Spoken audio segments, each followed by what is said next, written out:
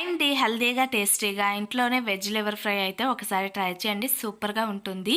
Veg అంటున్నాను, liver fry అంటున్నాను, ఏమీ అర్థం కావట్లేదా? అయితే ఈ వీడియో ఫుల్గా చూడండి, మీకే అర్థమవుతుంది. వాటర్లోని 6 కట్టల లేత తోటకూరని 2 పచ్చిమిర్చిని వేసి తోటకూర సాఫ్ట్గా అయ్యేంత వరకు ఇలా ఉడికించేసుకోండి. ఇలా ఉడికిన తర్వాత ఒక బౌల్లోకి అయితే తీసుకొని అది పూర్తిగా చల్లారేంత వరకు పక్కనైతే పెట్టుకోండి.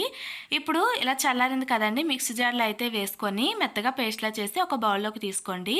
తర్వాత ఒక హాఫ్ టీ స్పూన్ పసుపు, దానికి సరిపడా సాల్ట్, హాఫ్ టీ స్పూన్ ధనియాల పొడి, హాఫ్ టీ స్పూన్ జీలకర్ర పొడి, ఒక హాఫ్ కప్ వరకు శనగపిండి, అలాగే అల్లం వెల్లుల్లి పేస్ట్ ఒక హాఫ్ టీ స్పూన్ వేసుకొని మంచిగా కలిపేసుకోండి. ఇలా కలుపుకున్న పేస్ట్ని ఇంకొక సైడ్ ఇంకొక బౌల్లోకి ఆయిల్ అయితే అప్లై చేసుకొని దాంట్లో ఈ పేస్ట్ని మొత్తం వేసేసుకోండి. అలా వేసుకున్న తర్వాత ఇలా మొత్తం అంతా స్ప్రెడ్ చేసుకొని ఆ బౌల్కి మూత పెట్టేసి వాటర్లోని ఒక మీడియం హీట్లోనే ఆవిరి పైన ఉడికించుకోండి ఒక 20 నిమిషాలు. ఇలా ఉడికిందో లేదో చాక్తో ఇలా టెస్ట్ చేసుకోండి. అంటుకోకుండా ఉంటే మనకి కరెక్ట్గా ఉడికినట్టు. అది పూర్తిగా చల్లారాక ఇంకాస్త గట్టిగా అవుతుందండి. ఇలా చిన్న ముక్కలుగా అయితే కట్ చేసి సైడ్కి అయితే పెట్టేసుకోండి.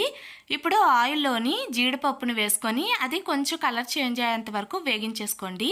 ఇలా వేగాక సైడ్కి అయితే తీసుకోండి. అదే ఆయిల్లోని మనం ముందుగా కట్ చేసి పెట్టుకున్న ముక్కలు అయితే వేసుకొని మీడియం హీట్లోనే మంచిగా కలర్ చేంజ్ అయ్యేంత వరకు ఇలా కలుపుకుంటూ ఉండాలండి. కొంచెం స్లోగా కలుపుకోండి, ముక్కలు విరిగిపోకుండా ఉంటాయి. ఇప్పుడు అదే ఆయిల్లోని సన్నంగా కట్ చేసుకున్న ఆనియన్స్, కరివేపాకు, కొంచెం పసుపు, సాల్ట్ వేసి ఆనియన్స్ మెత్తబడి కొంచెం కలర్ చేంజ్ అయ్యేంత వరకు మీడియం హీట్లో వేగించేసుకోండి.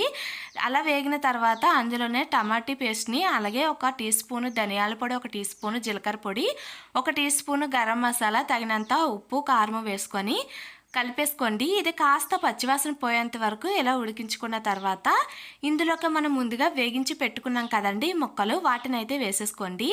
ఇలా ముక్కలు వేసుకొని ఒకసారి మళ్ళీ కలిపేసుకోండి. ముక్కలకి పేస్ట్ మొత్తం పట్టేంత వరకు ఇలా కలుపుకొని ఇప్పుడు ఇందులోకి కొంచెం కొత్తిమీర కూడా వేసి మూత పెట్టి మీడియం హీట్లోనే ఒక 5 నిమిషాల పాటు ఆయిల్ పైకి వచ్చేంత వరకు ఉడికించుకోవడమేనండి.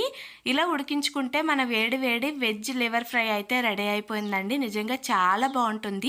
ఒక్కసారి మీ ఇంట్లో వాళ్ళకి ఇలా పెట్టి చూడండి. అసలు మీరు చేసినట్టే అనిపించదు, వాళ్ళకి ఇష్టంగా తింటారు. బయట నుంచి తెచ్చారనుకుంటారో అంత టేస్టీగా ఉంటుంది.